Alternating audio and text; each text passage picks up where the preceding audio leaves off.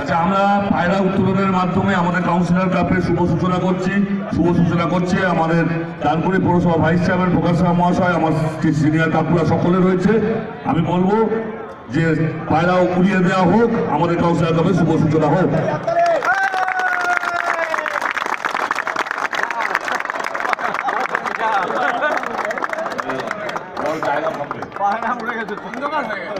আচ্ছা, আমি প্রকাশটাকে বলে দিই।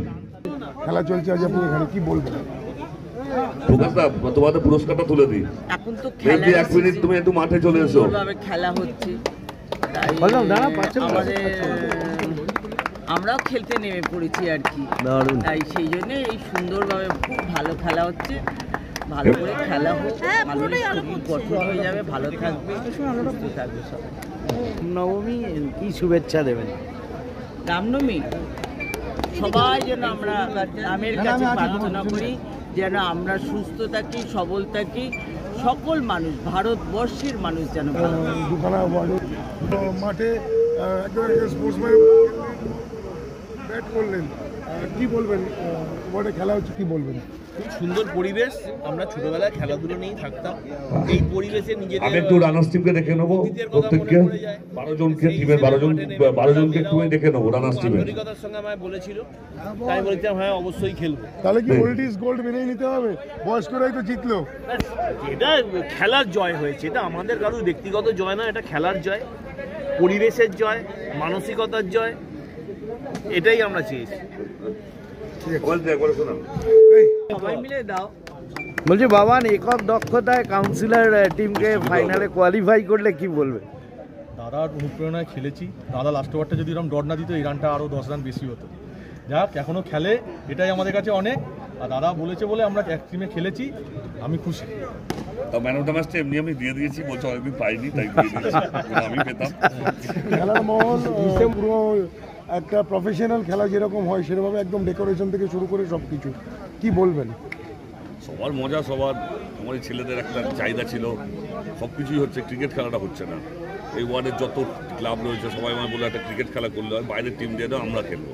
আমাদের অনেকে ইচ্ছা থাকে, অনেকের বয়স হয়েছে, অনেকে মানে খেলা ছেড়ে দিয়েছে, তারা খেলতে পারে না, কিন্তু আমরা খেলবো। ভাবলাম একটা সবাই চেষ্টা, সবাই মিলে জোর করে নতুন করে চালু হলো কাউন্সিলর কাপ ওয়ার্ডের সকল টিম নিয়ে।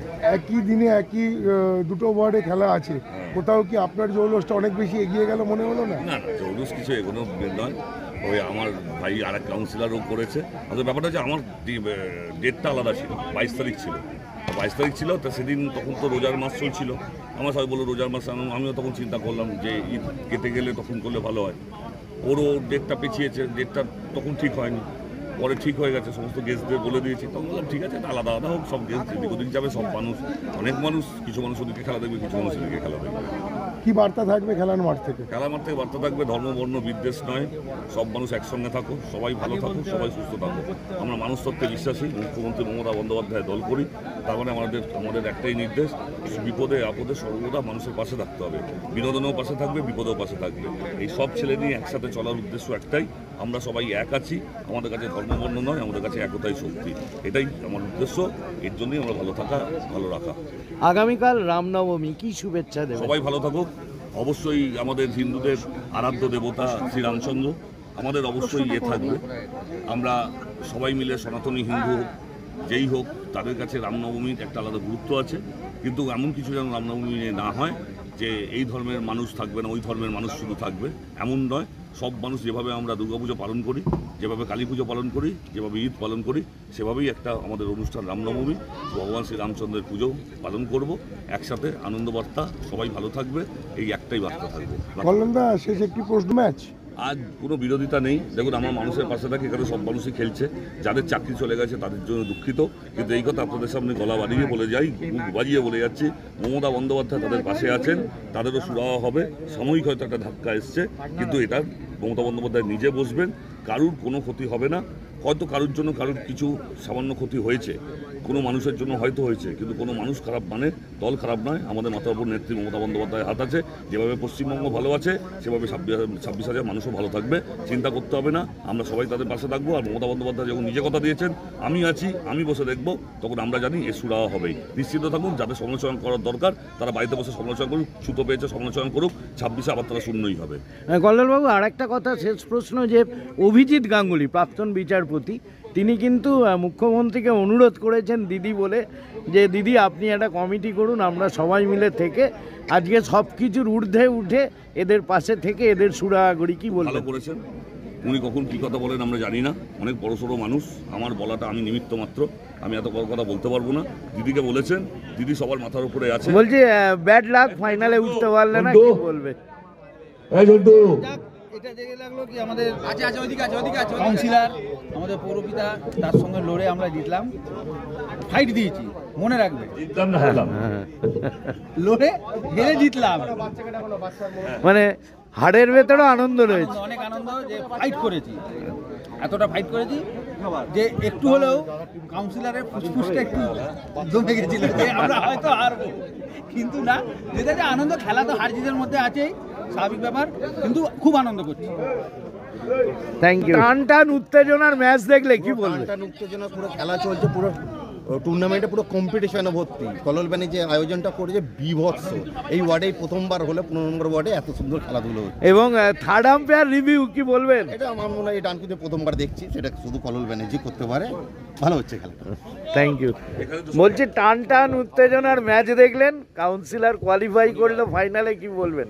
খুব ভালো টিম করেছে কাউন্সিলর, খেলাও খুব উত্তেজনামূলকভাবে লাস্ট মিনিট শেষ হলো।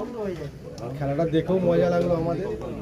আর কাউন্সিলর টিম মানে তো ভালো টিম হবে, এটাই আমরা আশা করি এলাকাবাসী। আর তার পাশাপাশি মাঠে থার্ড আম্পায়ার ভাবা যায় না, 100 বার, এটাই তো নতুনত্ব। আর এটাই তো আমরা প্রথম দেখলাম ডানকুনির মুখে, থার্ড আম্পায়ার কল হচ্ছে। হ্যাঁ, তারপরে আপনার ওই ওটা কি বলে, ওই যেটা IPL হচ্ছে এখন, রিপ্লে নিচ্ছে, এগুলো দেখে খুবই উন্নত মানের মনে হলো। এই কাউন্সিলর ট্রফির একটা নতুনত্ব কিছু আমরা ডানকুনিবাসী দেখতে পেলাম। আর কাউন্সিলর টিম যে করেছে সত্যি মানে খুবই খুবই সুন্দর। 21টা ওয়ার্ডের মধ্যে সব থেকে সুপার টিম হলে তবেই তো ফাইনালে উঠা যায়। এবার ফাইনালে জেতাটা অপেক্ষা আমরা আশা করি, খালি জিতবে এটাই অপেক্ষায় রইলাম। আচ্ছা, দুটো টিমকে মাঠে নামতে অনুরোধ করছি। ডানকুনি 14 নম্বর ওয়ার্ডের বাসিন্দার নমস্কার। সঠিক ও ন্যায্য মূল্যে অত্যাধুনিক মানের ফার্নিচার খুঁজছেন? একমাত্র ঠিকানা দিশা ফার্নিচার, জনাই চিকরন পোলের সন্নিকটে। ফার্নিচারের জগতে এক সাড়া জাগানো নাম দিশা ফার্নিচার। খবরটি নিবেদন করছেন চণ্ডীতলার আরোগ্য নিকেতন নার্সিংহোম। ন্যায্য মূল্যে সঠিক চিকিৎসা ব্যবস্থা পেতে আজই যোগাযোগ করুন এই নার্সিংহোমে। এই খবরটি নিবেদন করছেন সৌজন্য সার্সিকা ফুডস, ডানকুনিতে খাদ্য রসিকদের জন্য সেরা ঠিকানা। একই ছাদের তলায় পেয়ে যাবেন বিরিয়ানি থেকে রোল, চাইনিজ থেকে কন্টিনেন্টাল।